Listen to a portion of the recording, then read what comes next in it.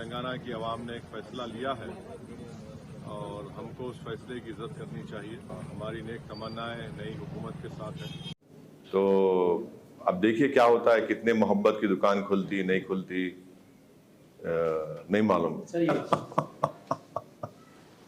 तेलंगाना में कांग्रेस की जीत के बाद बैरिस्टर असदुद्दीन ओवैसी ने बयान दिया। बैरिस्टर ओवैसी बीआरएस की तायद में थे और कांग्रेस के मुखालिफ थे। तेलंगाना में 119 सीटों के लिए 30 नवंबर को हुए इंतखाबात के नताइज 3 दिसंबर 2023 को जारी कर दिए गए। कांग्रेस 119 असेंबली सीटों में से 64 सीटों पर कामयाबी हासिल कर ली। वहीं मजलिस की 7 सीटों पर कामयाबी हुई है।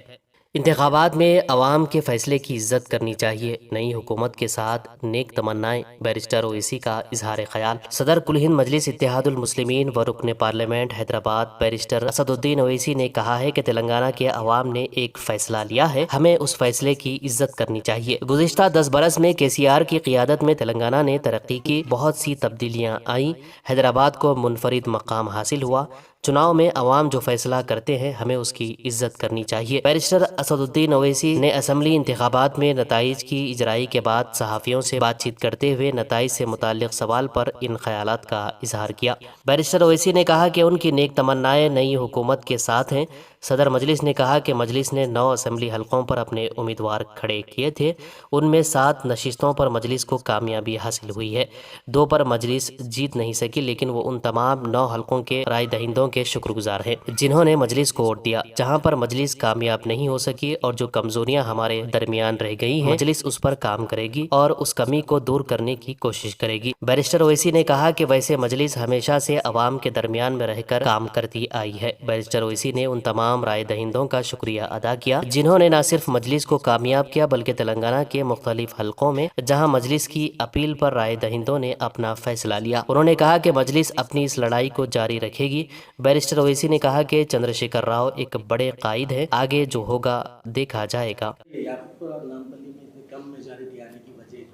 नहीं, याकूतपुरे में शायद हमको देखना पड़ेगा क्या कमज़ोरी थी, हमसे क्या काम नहीं हुआ है वहाँ पर, और इंशाल्लाह हम उस पर वर्क करेंगे।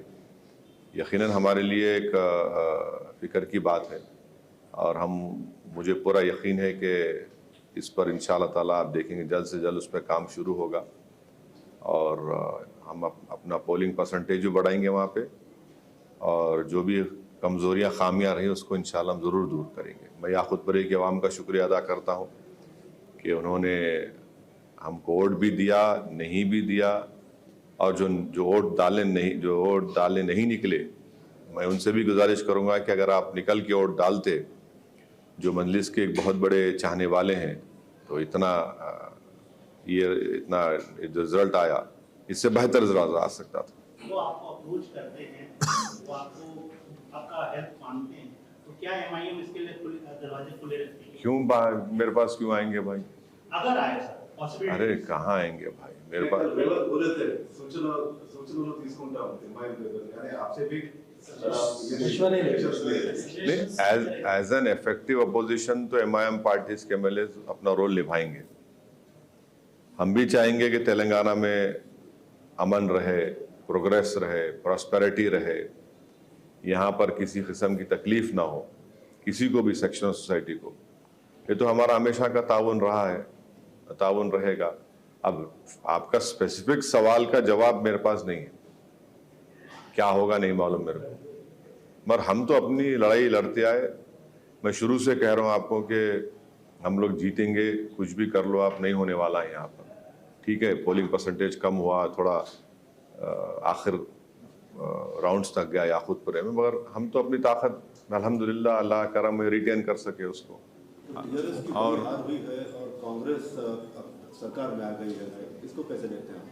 नहीं, अब जो आप लोग जो चला रहे थे कि चेंज बदलाव, हवा है, सुनामी है, भाई ये सुनामी तो नहीं थी, सिर्फ 2% वोट का फ़र्क है। ठीक है, अवाम का फ़ैसला है, इसको हम कबूल करते हैं और हम अपने नेक तवक्कुआत और नेक ख्वाहिशात, नेक तमन्नाओं का इजहार करते हैं जो नई कांग्रेस की गवर्नमेंट आ रही है, और हम उम्मीद करते हैं कि वो लोग जो वादे किए हैं तेलंगाना की आवाम से उसको पूरा करेंगे और हम हमारी पार्टी इंशाल्लाह एक इफ़ेक्टिव अपोजिशन का रोल अदा करती है और करते रहेगी और इस नई हुकूमत को अकाउंटेबल बनाएंगे। सर, आप हमेशा से बीआरएस के फ्रेंडली अलायंस रहे हैं, अब कांग्रेस पार्टी जो है वो गवर्नमेंट फॉर्म कर रही है, तो आपका उनके साथ किस तरह से रहेगा आगे का प्लान ऑफ एक्शन, या फिर किस तरह से आप उनके साथ भी फ्रेंडली अलायंस में रहेंगे क्या? अब इस इलेक्शन में तो हम मैं जो है तेलंगाना के इलेक्शन में 8 मुकामात पर मैं खुद पब्लिक मीटिंग किया था टीआरएस के लिए। 7 जगह पर बीआरएस जीत गई, 1 जगह पर कांग्रेस को, कहीं पर बीजेपी नहीं जीती। तो ये एक इम्पॉर्टेंट पॉइंट आपके इत्तला के लिए बोल रहा हूँ। तो इसका आप कई नतीजा निकाल सकते हैं कि सौदा हुआ नहीं हुआ, किससे हुआ नहीं हुआ, कौन पैसे दिया नहीं दिया, मगर हम तो पूरे इखलास के साथ ये कोशिश किए हैं। और आगे का क्या होगा कैसा होगा मुझे नहीं मालूम, किस तरीके के हालात पैदा होंगे, कैसा होगा।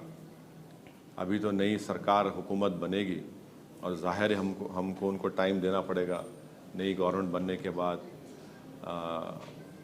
उनको काम करने का मौका मिले, उसके बाद से हम देखेंगे।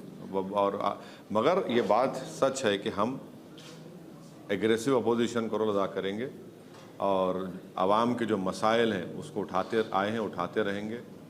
डेवलपमेंट के जो काम रुके हुए हैं हमारे कॉन्स्टिट्यूंसीज में उसको पूरा करवाएंगे और हमारी कोशिश होगी कि जमहूरियत को मजबूत किया जाए तेलंगाना में। आपका साथ बीआरएस के साथ रहेगा, कांग्रेस के साथ? अभी कोई चुनाव तो नहीं है ना। अभी जब चुनाव आएगा किसके साथ है नहीं है, यकीनन हम बीआरएस के लिए बोले हैं। अब एक नई गवर्नमेंट बन रही है, मगर हम अब फिलौखत तो ये गवर्नमेंट बनने दीजिए, फिर देखेंगे। कांग्रेस के आपके पुराने दोस्त है, अभी ये भी कहा जा रहा है कि अगर वक्त मिला, वक्त आने पर, मौका मिलने पर एमआईएम जो है कांग्रेस के साथ भी जो है कंधे से कंधा मिला सकती है। नहीं, आपसे सुन रहा हूँ मैं, मेरे को नहीं मालूम। दोस्तों, इस पर आपकी क्या राय है कमेंट करके ज़रूर बताइए और इस वीडियो को लाइक और शेयर भी कर दीजिए।